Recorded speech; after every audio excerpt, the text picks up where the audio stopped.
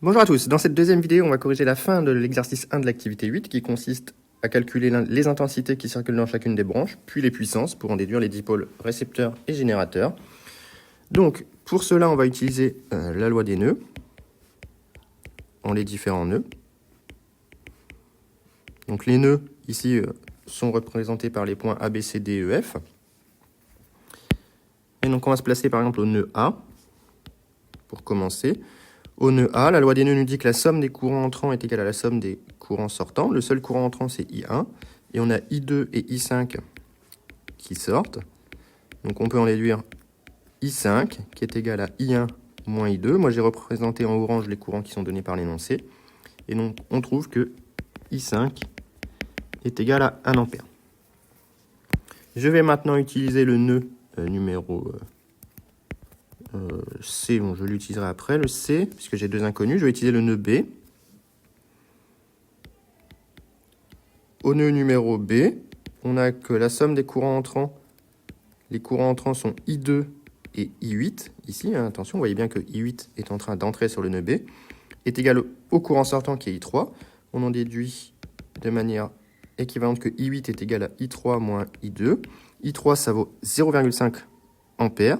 I2, ça vaut 1 ampère, donc I8 vaut moins 0,5 ampères. Alors, c'est pas très grave d'avoir un courant négatif. Ça veut simplement dire qu'en fait, le courant, il circule dans l'autre sens, c'est-à-dire de B vers C et non pas de C vers B, d'accord? Donc, maintenant que j'ai trouvé I8, je vais pouvoir aller au nœud C. Au nœud C, les courants entrants sont I5 et les courants sortants sont I8 et I6. J'en déduis I6 qui est égal à I5 moins I8. I5, on avait trouvé 1 ampère. I8, on a trouvé moins 0,5 ampère. Ce qui nous fait plus 1,5 ampère pour I6, qui est là. On va l'écrire en bleu. Une fois que j'ai trouvé I6, je vais aller au nœud D.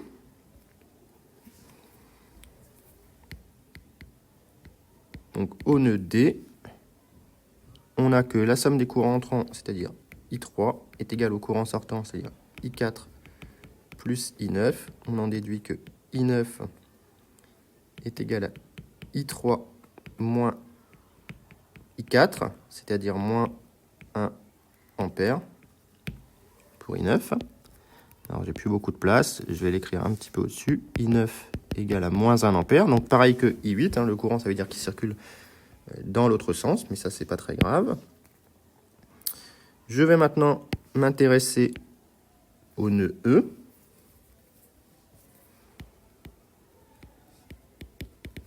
Donc, au nœud E, on a que les courants entrants sont I6 et I9.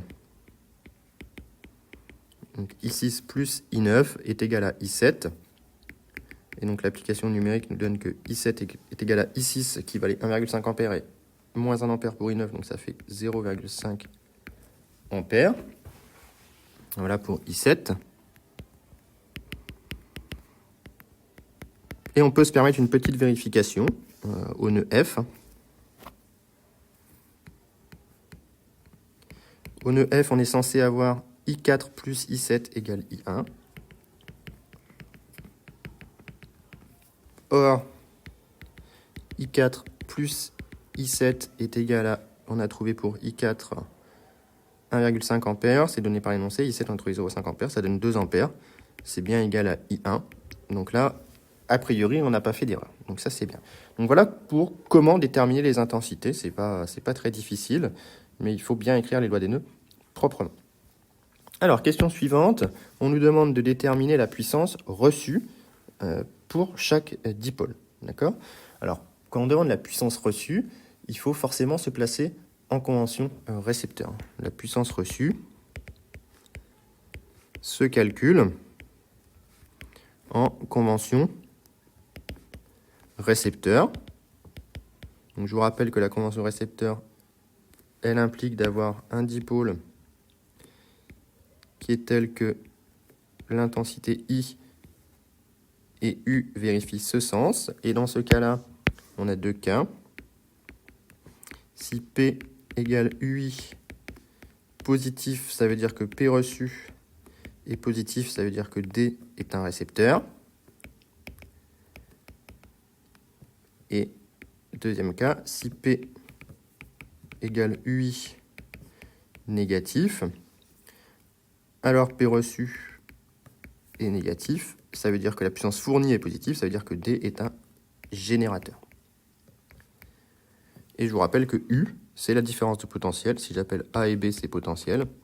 C'est VA moins VB. Donc on va faire ça pour tous les dipôles, tranquillement. Donc on va commencer par le dipôle numéro 2. Donc le dipôle 2, c'est le dipôle qui a lieu entre A et B. I2 va de A vers B. Donc pour être en convention récepteur, eh bien, je vais placer U AB dans ce sens-là. Et donc pour le dipôle 2, pour D2, on a que P reçu est égal à I2 fois VA moins VB. Les potentiels ont été calculés à la première question. Donc I2, on a trouvé 1 ampère. Et VA moins VB, c'est U1, ça vaut 4 volts. Donc ça fait 4 watts. C'est positif. Donc D2 est un récepteur. Donc voilà pour D2. On va faire pareil pour D5.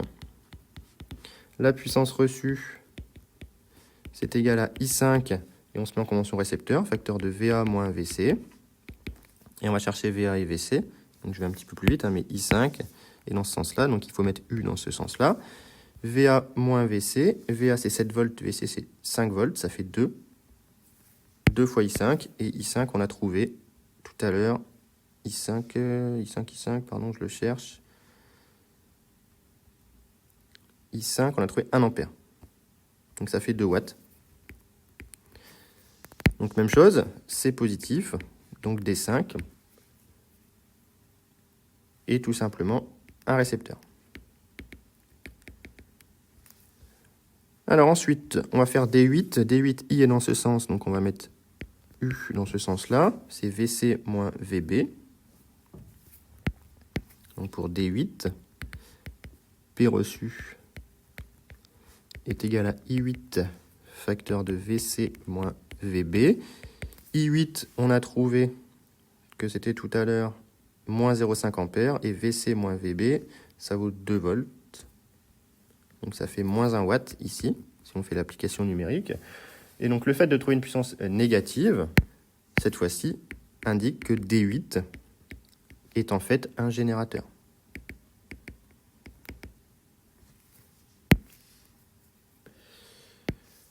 Ok, on a fait D2, D5, D8. On va continuer avec D6. Donc D6, on continue pour T6. La puissance reçue, je vais appeler P6, c'est égal à I6 facteur de VC moins VE. VE, on avait trouvé que c'était la masse, c'était 0 volts. VC, on avait trouvé que c'était 5 volts. Et I6, on a trouvé tout à l'heure que ça valait 1,5 ampères. Donc ça fait tout simplement 6... VC, j'ai déjà oublié. VC, on avait trouvé que c'était 5. Donc ça fait 5 fois 1,5 ampères, ce qui nous fait 7,5 watts, ce qui est positif.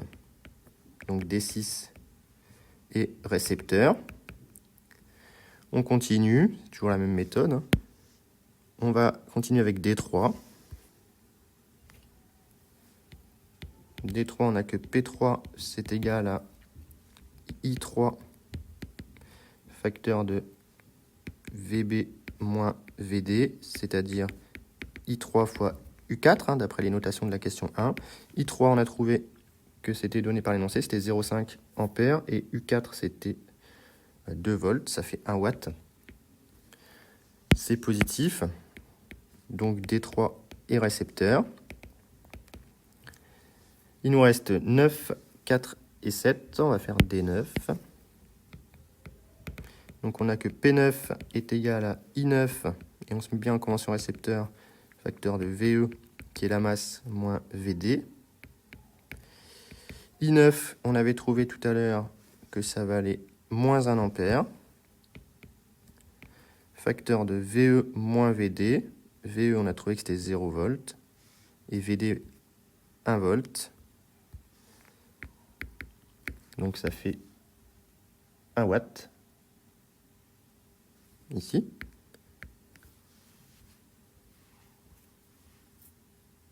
VD-VE, pardon, il faut que je mette en convention récepteur, je vérifie.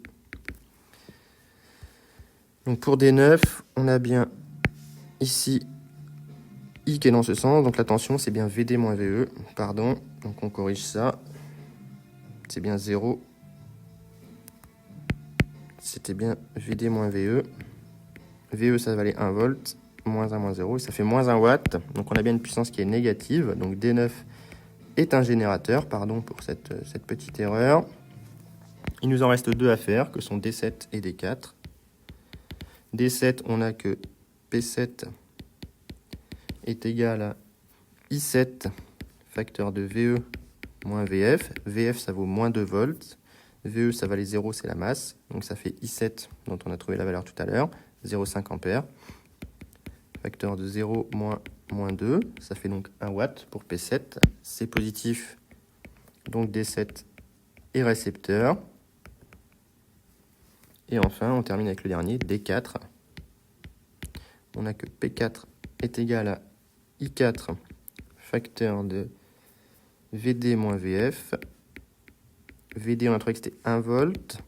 Ça fait I4 facteur de 1 moins 2. Ça fait 3 I4. Et I4, c'est donné dans l'énoncé, ça vaut 1,5 ampères.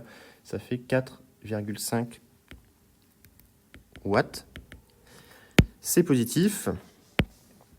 Et donc D4 est récepteur. Donc voilà la méthode. C'est un petit peu ici fastidieux parce qu'il y a 9 dipôles, donc c'est un petit peu long. Mais la méthode est toujours la même. On se met en convention récepteur. Si on veut calculer puissance reçue, on fait U fois I avec la convention récepteur. Et si c'est positif, c'est un récepteur. Si c'est négatif, c'est que c'est un générateur. Donc, déterminer numériquement la puissance totale. P total, c'est la somme sur I des PI. Alors, on reprend tous les dipôles. Donc, on avait 4, 2, moins 1. 4 plus 2, moins 1, plus 7,5. Plus 1, moins 1, ça s'en va. Plus 1, plus 4,5. Là, j'ai le moins 1 avec le plus 1. 7,5, ça fait 7 et 4, 11, 12. Ça fait 18. Ça fait 18 watts quand on somme le tout. Exprimer cette puissance en fonction de I, VA et VF. Donc, en fait, on s'est un petit peu compliqué la vie ici. On connaît A. On a I1 ici. On connaît F. Et on a I1 ici. Donc, en fait, tout se passe comme si on avait un dipôle unique, qu'on peut appeler D1, qui n'est pas utilisé ici, parcouru par une intensité I1. On connaît I1. En convention récepteur, ici c'est U à F. Donc on aurait que P1, c'est égal, P tot, pour le coup, c'est égal à U à F fois I1, c'est-à-dire I1 fois VA moins VF, c'est-à-dire 2 pour I1, 2 ampères fois VA moins VF, 7 moins 2, c'est-à-dire 9 fois 2 égale 18 watts. Donc on retrouve le résultat des 18 watts. Donc tout est cohérent dans cet exercice. Donc voilà pour ce problème. On a réussi à calculer la puissance pour chacun des dipôles, ça c'est important. On a appliqué les lois des nœuds. On a bien utilisé la convention récepteur. Donc pas mal de choses ici très importantes à comprendre pour la suite de ce bloc d'électrocinétique. Voilà, j'espère que c'était clair.